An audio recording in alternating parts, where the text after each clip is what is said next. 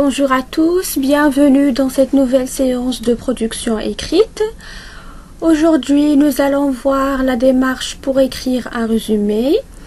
Savoir utiliser un résumé est très utile parce qu'il vous exerce à la réécriture. Vous avez un texte entier et il faut le synthétiser en quelques lignes. Nous allons voir tout ça au cours de la présentation de la leçon, mais avant cela, précisons d'abord les objectifs d'apprentissage.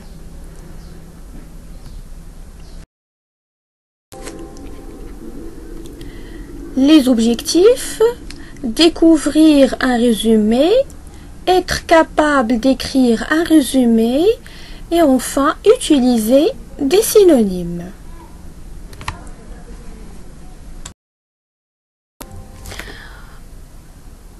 On commence par notre observation et découverte. Je vous invite à observer l'image. Que représente cette image? Je vous accorde un petit moment. Très bien. Elle représente un homme qui coupe un arbre avec une hache. Très bien. Allons découvrir ensemble l'histoire de cet homme.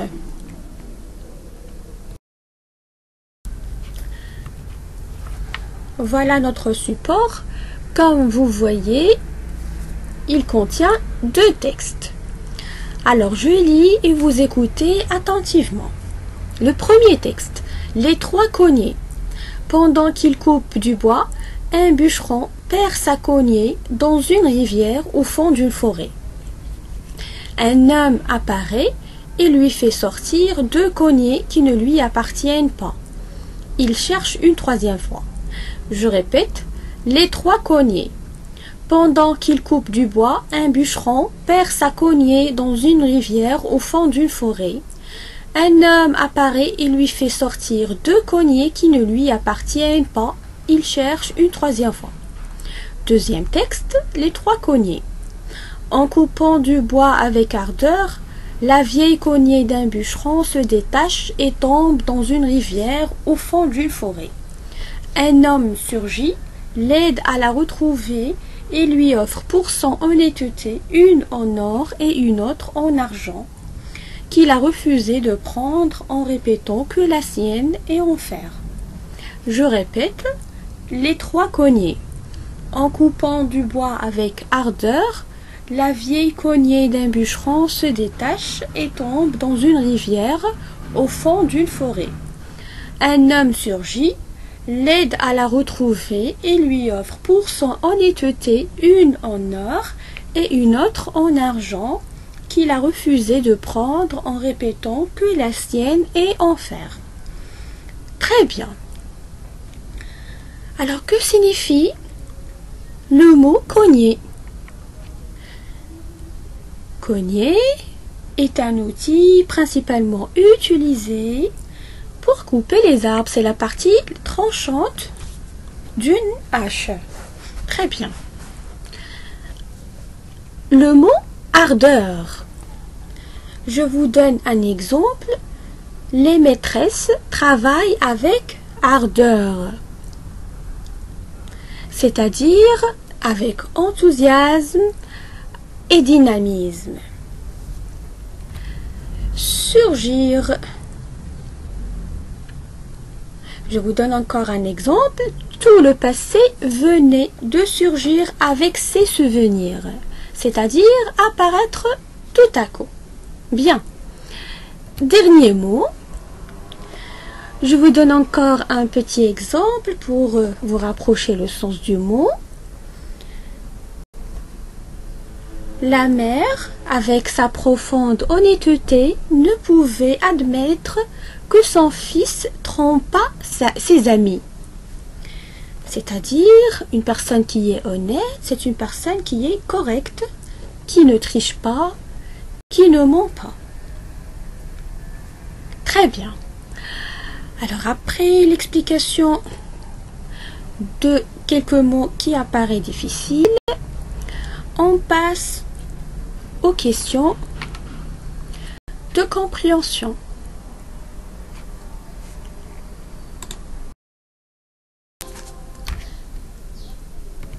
Je réponds aux questions. On commence par la première phrase. Quels sont les personnages de cette histoire? Je vous accorde un petit moment pour réflexion. Bravo. Donc les personnages de cette histoire sont un bûcheron et un homme. Bien. On passe à la deuxième question. Où et quand se passe l'action? Allez, réfléchissez un petit peu.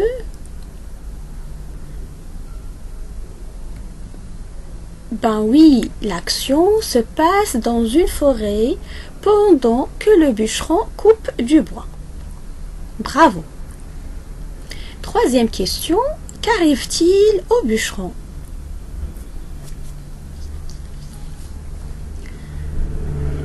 La vieille cognée du bûcheron se détache et tombe dans une rivière. Très bien. Bonne réponse. Quatrième question. Quel texte te permet de savoir comment se termine l'histoire?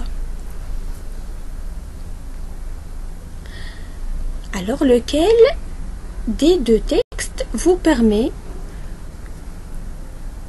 de connaître la fin de l'histoire? Très bien, donc c'est le texte B. Bravo. Dernière question. Comment appelle-t-on ce genre de texte? Alors, c'est un résumé. D'accord, les enfants? Donc, c'est un résumé. C'est le sujet de notre leçon d'aujourd'hui. Allez, répétez avec moi. Un résumé. Un résumé. Très bien.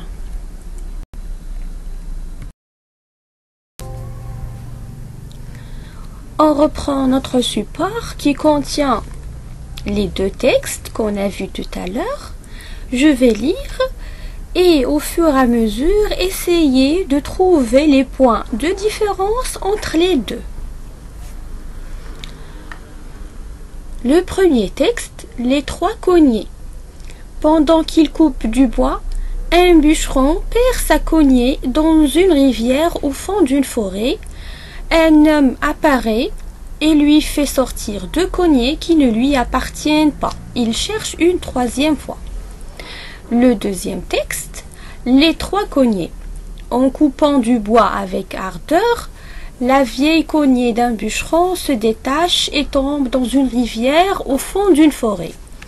Un homme surgit, l'aide à la retrouver et lui offre pour son honnêteté une en or et une autre en argent qu'il a refusé de prendre en répétant que la sienne est en fer. Très bien. Alors, qu'est-ce que vous constatez? Alors, ces deux textes ne contiennent pas les mêmes informations. Ils sont élaborés d'une manière différente. Comme on a bien dit que le texte qui mentionne la fin de l'histoire, c'est le texte B. Donc le deuxième texte, plus riche, il contient plus de détails, on reconnaît la fin de l'histoire, contrairement au premier texte, qui ne conserve que les idées principales, sans mentionner la fin de l'histoire. Alors mes chers élèves, le texte A, il représente le résumé du texte B.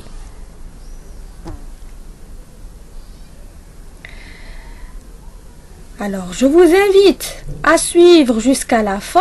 Je vais vous montrer la procédure pour faire un bon résumé.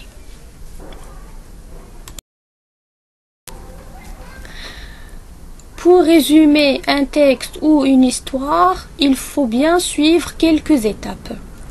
Premièrement, je lis le texte, je dois bien comprendre, je n'hésite pas à me servir de mon dictionnaire pour chercher le sens des mots que je ne connais pas.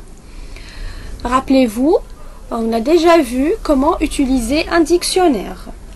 En résumé, il faut bien lire le texte, rechercher le vocabulaire inconnu Si vous comprenez le texte, votre résumé sera cohérent. Deuxièmement, je repère et je souligne au crayon à papier sur mon texte. Qu'est-ce que je dois souligner? Le personnage principal, c'est-à-dire son nom, son rôle, je le présente brièvement. S'il y a d'autres personnages importants, je les présente également, il n'y a pas de souci, mais il ne faut pas entrer dans les détails.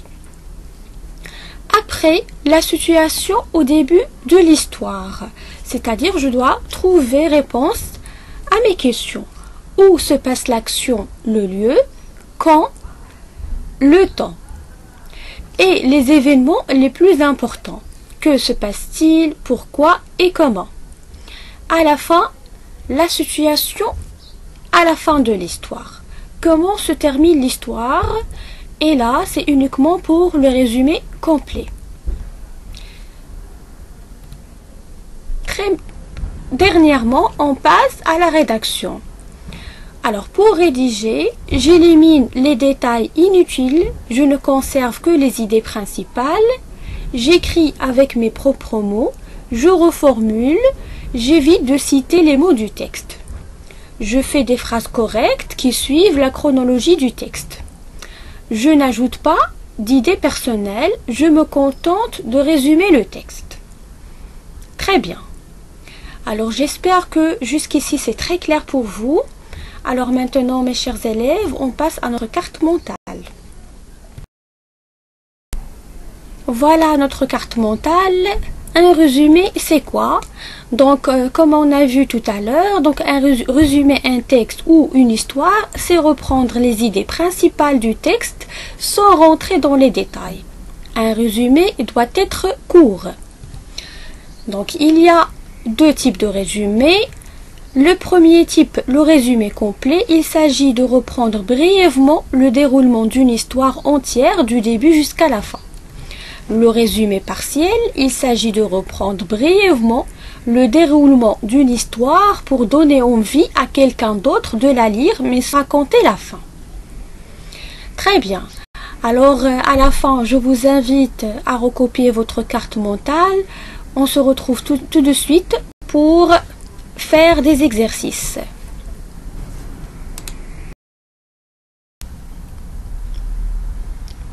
Vous faites l'exercice « Je m'entraîne » 1 et 2, pages 51-52, pour ceux qui ont écrit tôt à la maison, pour ceux qui n'en ont pas. Vous recopiez l'exercice sur vos cahiers de maison. Je lis la consigne. Lis puis entoure le personnage principal. Les frères avancent dans le noir et tremblent de peur et de froid. Mais le tout petit qui est en tête se montre courageux et les rassure. B. Comme une commère, la fille vêtue en rouge parle à l'inconnu qui est trop poli. Sa promenade buissonnière ne réussit pas. C. Chez les 7 nains, la princesse lave, nettoie et époussette. Un jour, une vieille sorcière lui tend un fruit sans méfiance. Elle le prend. Donc, je pense que l'exercice est très clair. Vous allez entourer le personnage principal ou vous souligner comme vous voulez. Maintenant, on passe au deuxième exercice. Deuxième exercice, je lis la consigne. Souligne en vert les compléments circonstanciels qui montrent où se passe l'action et en bleu ceux qui montrent quand se passe l'action. Première phrase. Avant de lever du soleil, un paysan et son bœuf s'en vont lentement dans le brouillard de l'automne. Deuxième phrase. Les 3 amis se réunissent le soir près d'une rivière qui borde le grand jardin.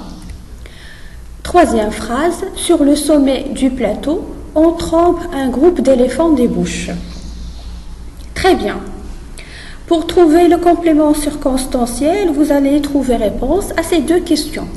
Où se passe l'action et quand se passe l'action? Rappelez-vous la leçon des compléments circonstanciels que vous avez déjà vue. On va faire la correction de ces deux exercices pendant la séance de visio, dans l'attente de vous voir en très bonne santé à la prochaine séance. Merci pour votre attention.